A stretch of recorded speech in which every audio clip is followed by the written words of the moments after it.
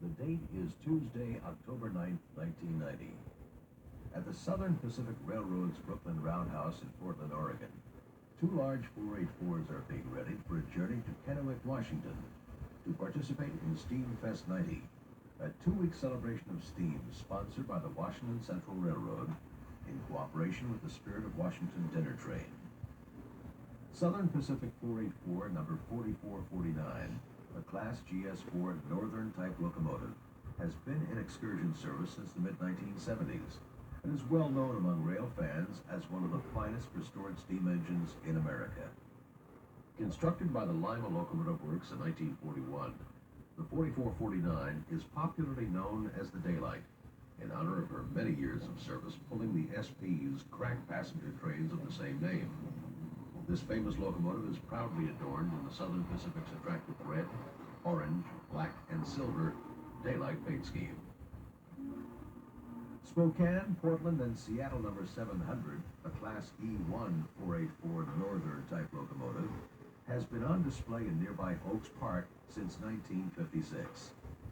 She was returned to service in May 1990, following a complete overhaul by the Pacific Railroad Preservation Association, which began in June of 1984. Constructed to the Northern Pacific Class A3 design, the 700 is the only surviving locomotive of her type.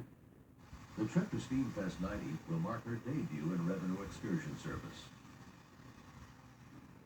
Steamfest 90 would consist of 2 weekends of excursions over the Washington Central's former Northern Pacific routes between Kennewick and Prosser, Washington, and also between Yakima, Ellensburg, and Cle Elum.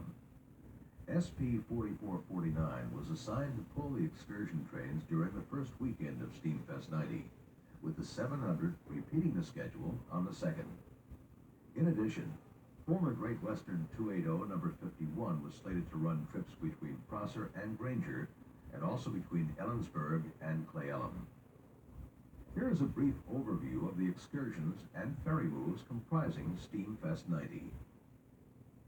On Wednesday, October 10th, the 4449 was scheduled to make a 228-mile non-revenue ferry run from Portland to Kennewick, Washington.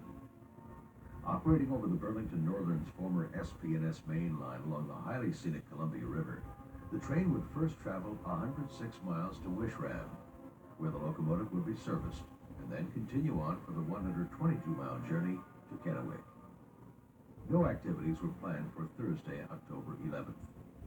On Friday the 12th, Steamfest 90 would begin with the 4449 making 2 revenue round trips to Prosser, a distance of 37 miles. That evening, the handsome 484 would pull a dinner train on an 87-mile one-way trip to Yakima. During the afternoon, Great Western 51 was scheduled to make 1 round trip between Prosser and Granger. Saturday's schedule included 2 74-mile round trips from Yakima to Ellensburg via the former Northern Pacific Yakima Canyon route. Locomotive 51, meanwhile, would handle a round-trip excursion from Ellensburg to Cle Elum, the western terminus of the Washington Central. While in Yakima, the rail fans could also visit the Yakima Interurban Lines, which operates restored trolley cars on a historic route to Sela. The first weekend of Steamfest 90 would conclude on Sunday, October 14th, with the 4449 powering a 122-mile round trip between Yakima and Cle Elum. The Daylight would begin her return trip to Portland on Monday, October 15th, by making an 87-mile deadhead move from Yakima to Kennewick. On Tuesday the 16th, she would retrace her 228-mile route down to Columbia, arriving back in Portland late that afternoon.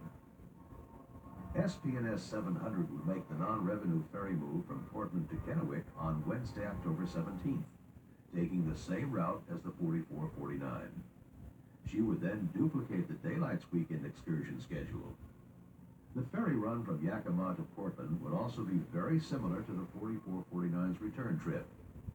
Great Western 51, meanwhile, would also repeat the previous week's schedule.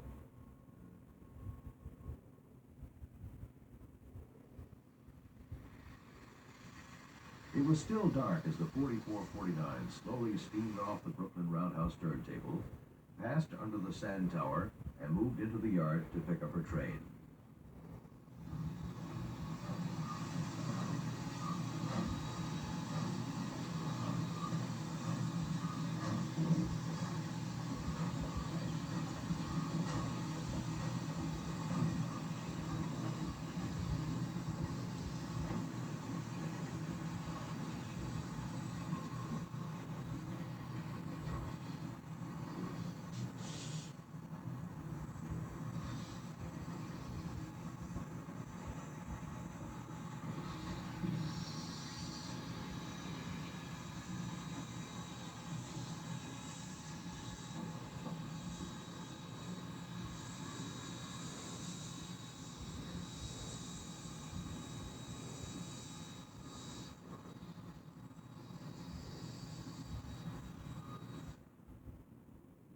After crossing the Willamette River by a steel bridge, the 6-car train entered Portland Union Station, where it was switched onto the BN's former SP&S main line.